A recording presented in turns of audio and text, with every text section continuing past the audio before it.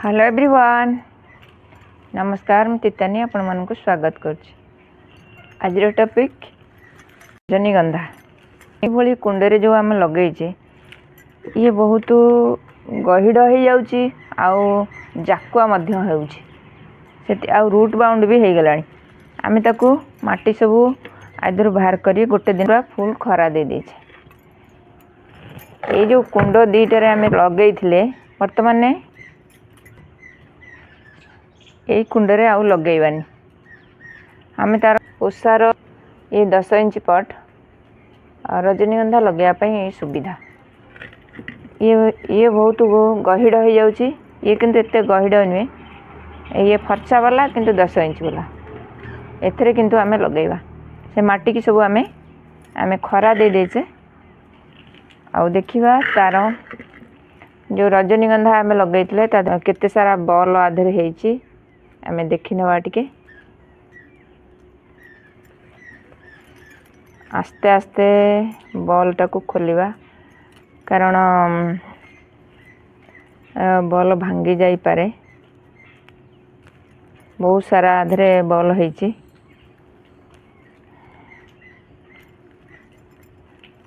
आमे धीरे धीरे बाहर करिबा।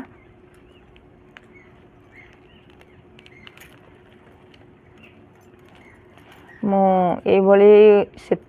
से कुंडरे गोटे लगेइथली आ देखंत केते सारा तार ब्रांच पळे आइची। दीटा लगेइथली देखंत ता भितर केते सारा हेची 1 2 3 4 5 6 6टा हेची आ गोटे छोटिया डेटा हेची आ भितर 7टा। मु एथरे किछि गोबर खत आ वर्मी कंपोस्ट आ अगाड़ी नीम खली एथरे सब मिसैची। या को आमे सब मिक्स करि नवा। माटीटा प्रथमे भल से मिक्स करि नवा। मु नीम खली देची, आपण फंजीसाइड पाउडर पकई पारंती। आमे भल माटीटा नेले गछ हमरो भल हबो, हेल्दी रहइबो आउ कड़ फूल रे भर्ती हो जाओ। आमे माटी मिक्स करी नेले कुंड भी खरा दे देचे। जो होल करिचे सेतरे किछि प्लेट खंडे दबा भली प्लेट खंडे दबा तादरे आरो माटी मिक्स करिबा।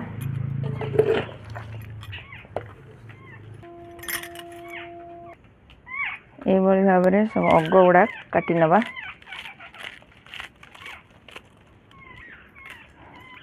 काटिदेले सुविधा हम गजरिया को आउ तार नुआ ब्रांच बाहरिया को बहुत सुविधा हम।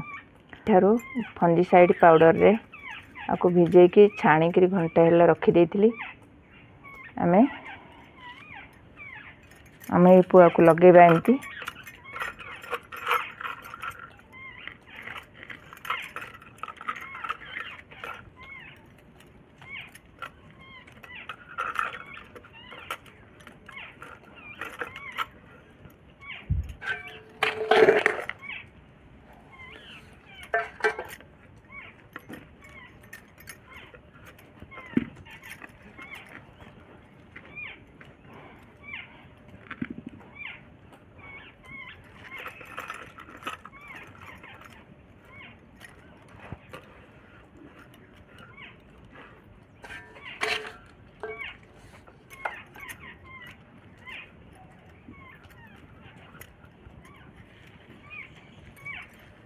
आमे ये सब को अलगा जगार लगेवा अलगा कुंडरे।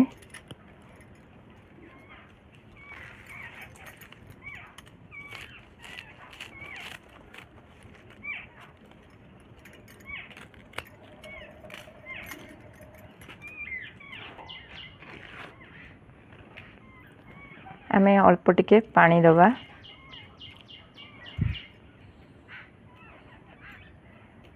आपण माने जो गछ नुआ पट्रे लगाउछंती से 2 दिन 3 दिन पई छाई रे रखिबे, तापरे नै सबु दिने खरार रखिबे। एथरे पानी बहुत दरकार हुएनी। आ माटीटा एमती मॉइस्चर होला परे आपण माने पानी देबे 2 दिने 3 दिन रे थरे पानी देबे। आधरे बहुत सारा पोक लगती जो मिलीपक जो पोक लगती आपण माने 15 दिन थरे नेखा फंजीसाइड पाउडर स्प्रे करेंगे। आपण माने पाउडर फॉर्म रे जमा देबेनी लिक्विड फॉर्म रे देबे। लिक्विड फॉर्म रे कौन देबे ना मास्टर केक तो जमा नुहे से गरम जिनस आमर से जो पुआ गुड़ा को नष्ट कर दे थाए। 4 भर्मी compost Muthe cow dung compost Muthe नीम खली गोटे चमच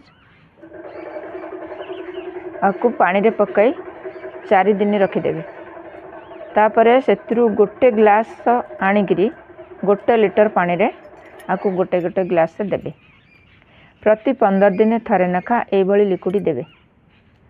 जिते बहुत सारा बुदा होसे 2 मास पर आपण कौन करेंगे ना एनपीके सार 2 ग्राम CBD 2 ml आपको पानी रे पकई मिक्स करी 1 लीटर पानी रे आपण माने गोटे गोटे ग्लास देवे। आपको सेमती प्रति 15 दिन थरे नेखा देवे। आ देखिए तो ये प्रोसेस रे गछ लगातु आउ तार ये जत्न नियंतु। जदि मो छोटिया वीडियोटा आपण मानकु भल लगी थाए ताले कमेंट शेयर लाइक करेंगे। आ मो चैनल जदि नुआ देखुचन ताले गोटे सब्सक्राइब करेंगे। आज ये पुणी आसबि आ एक न्यू वीडियो नुआ टॉपिक सहित से पर्यंत गछ लगाता भल लगी था। जय जगन्नाथ। Thank you.